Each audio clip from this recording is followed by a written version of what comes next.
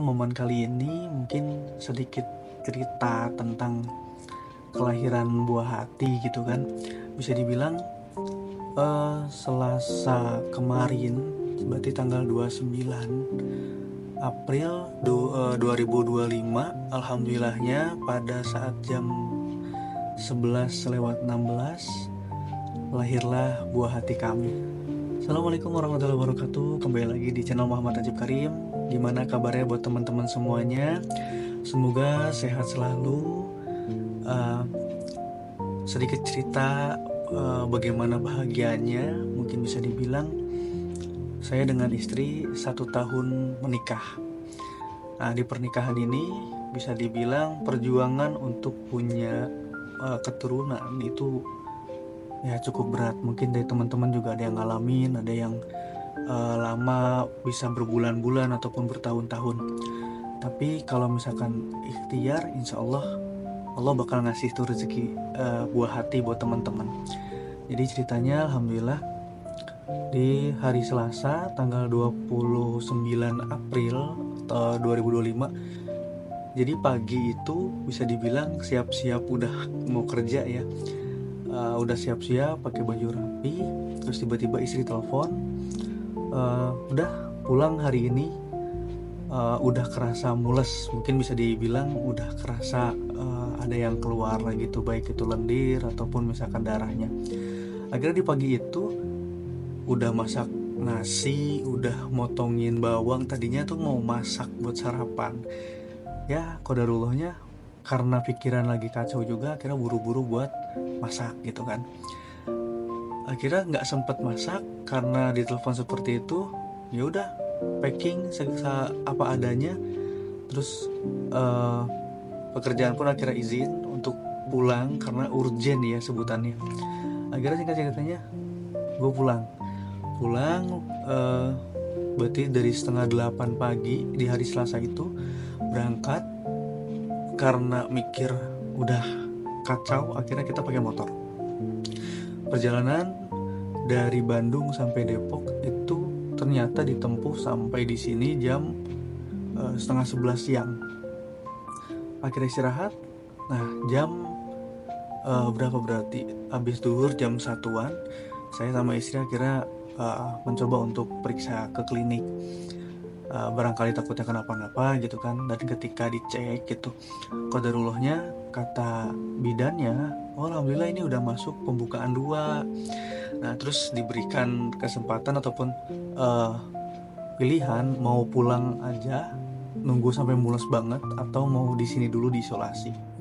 Nah, singkat ceritanya ya udahlah kita ambil pilihan untuk isolasi dulu gitu kan.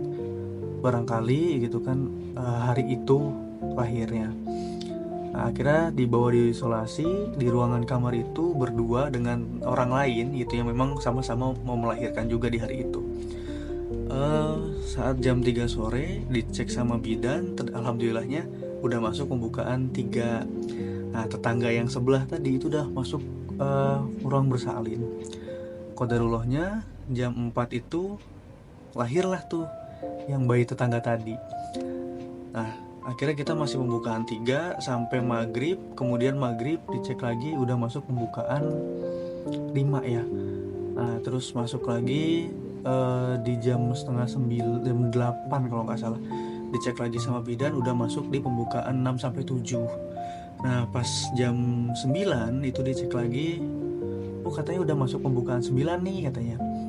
Nah, singkat ceritanya diajaklah masuk ke ruangan bersalin. Saat masuk di ruangan bersalin itu dibantu sama suster, dan kira-kira bisa dibilang durasi 1 jam awal itu bagi saya pribadi yang baru merasakan rasanya menemani perempuan melahirkan tuh bener-bener luar biasa. Luar biasanya tuh karena gue nggak pernah gitu gue ngelihat langsung gitu. Ya mohon maaf, mungkin agak bahasanya disclaimer juga ya, agak bahasa kotor juga.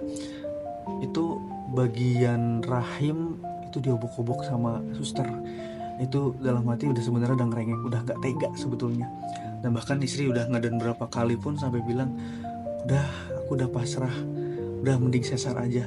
Itu bener-bener posisi dimana gue diuji banget. Tapi satu sisi ya gimana caranya bisa nenangin istri juga gitu kan. Kemudian sampai di setengah 11 malam, suster tuh bilang, Bapak, ini kita udah secara maksimal ngusahain persalinannya, tapi qadarullahnya sampai sekarang belum keluar juga gitu. Akhirnya dikasih pilihan mau divakum atau disesar. Istri tuh udah bilang, aku udah pasrah, udah pengennya sesar aja. Tapi gue nguatin diri istri tuh gini, ya banyak orang yang kepengennya normal gitu kan, masa kamu pengennya sesar? Nah, masa iya bisa harus normal kamu harus sesar tuh nggak enak loh. Banyak orang yang udah sesar tuh kepengennya normal gitu. Akhirnya dikasih pilihan itu, saya nanya, Sus, kalau vakum tuh gimana? Kalau vakum Pak, insya Allah kita usahain normal dan diberikan treatmentnya lah gitu. Akhirnya singkat ceritanya, gue ngambil keputusan untuk divakum. Tapi kata dokter atau suster itu, paling nungguin 20 menit lagi Pak, kalau mau nanti kita hubungi. Dan dokternya laki-laki. Di situ gue udah nggak mikir apa-apa, gue bilang, yaudah silahkan apapun itu keputusannya, asal dua-duanya selamat, alhamdulillah. Yang penting itu. Akhirnya singkat cerita jam 11 lewat 5 si dokter laki-laki ini datang. Gua dengan mertua, dengan kakaknya itu disuruh keluar ruangan untuk mensterilkan keadaan gitu kan. Itu gue udah pasrah di tembok sambil senderan. Udah pasrah, ya Allah, sing selamat bahasa gitu kalau di Sunda ya. Singkat ceritanya, di jam 11.16 itu gue ngedenger suara bayi ngerengek.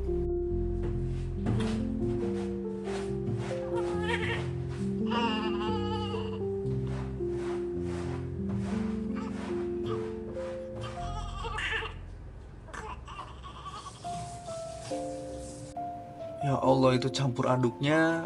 Satu, posisinya seneng gitu karena ya bayangin 2 jam itu lahiran normal tuh betul-betul perjuangan men. Apalagi nih anak pertama gitu kan. Akhirnya ketika gue dipersilakan masuk buat ngeliat si dede, gue juga ngeliat bini gue dalam keadaan lemas, gak bisa ngapa-ngapain. Terus gue bilang, gimana, aman? Bini gue cuma bilang, alhamdulillah aman, udah lega lah bahasa dia gitu. Gue di situ campur aduk. Satu, jadi orang tua pertama, kemudian setelah si bayi ini udah dimandiin segala macem, akhirnya gue mengadhankan di kuping kanan dan mengikomahkan di kuping kiri dan baca surat Al-Qadar gitu. Singkat ceritanya, hikmah yang gue bisa dapat hari ini apa? Satu, gue ngerasain ketika menemenin istri lagi lahiran, kemudian dia berjuang hidup dan mati gitu. Gue ngerasa, ya Allah, gue banyak dosa nih sama orang tua gue. Mungkin bisa dibilang dari kecil sering nakal segala macem. Ya hikmah yang didapatnya, oh ini tuh rasanya jadi orang tua gitu loh. Jadi buat temen-temen, kalau sama orang tua, sarannya jangan pernah untuk membangkang kepada orang tua. Itu aja. Karena satu sisi kita belum ngalamin di fase itu. Kalau misalkan teman-teman yang hari ini masih membangkang, belum di fase nemenin bini lahiran. Jadi pembelajaran yang didapat itu Masya Allah banget ya. Itu satu itu. Kemudian kedua, diberikan titipan amanah. Gimana caranya buat ngedidik dia bisa lebih baik daripada gue sendiri. Jadi semoga teman-teman yang belum dikaruniai anak, semoga Allah permudah, Allah percepat diberikan titipan anak. Gitu aja mungkin yang bisa disampaikan. Berarti jam berapa sekarang? Udah jam setengah 12 malam di hari Sabtu ya, Sabtu tanggal 3 Mei. Semoga kisah ini bisa bermanfaat buat teman-teman, bisa menjadi bahan evaluasi diri gitu. Mau yang masih punya orang tua, silakan bisa minta maaf kalau misalkan pernah dalam arti ngebangkang atau seperti apa. Mungkin kita masih punya dosa ke orang tua. Itu sih yang gue rasain selama nemenin istri itu persalinan. Alhamdulillahnya selamat semuanya. Dan terima kasih buat teman-teman yang sudah nonton dari awal sampai akhir. Semoga video ini bermanfaat juga. Dan buat ibunya Zain dan dede Zain yang menonton ini, mungkin video ini akan diputar di kemudian hari. Ketika Zain kamu udah gede, kamu bakal dengar ayahmu ini menceritakan ketika pada saat kamu lahir tuh dalam kondisi seperti apa.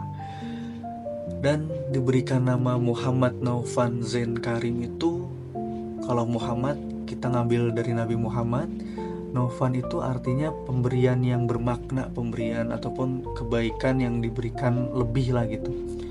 Zain itu keindahan. Kita berharapnya dikasih nama Zain ini bukan indah dalam rupa doang, tapi tutur kata maupun akhlakul karimahnya itu dapat buat kamu. Dan karimnya itu ngambil dari nama saya sendiri. Setidaknya punya klan selanjutnya gitu kan, nama Karim itu. Jadi mungkin video ini bisa jadi dokumenter di kemudian hari, bisa kamu tonton ketika kamu gede. Itu aja, kurang lebih mohon maaf. Assalamualaikum warahmatullahi wabarakatuh.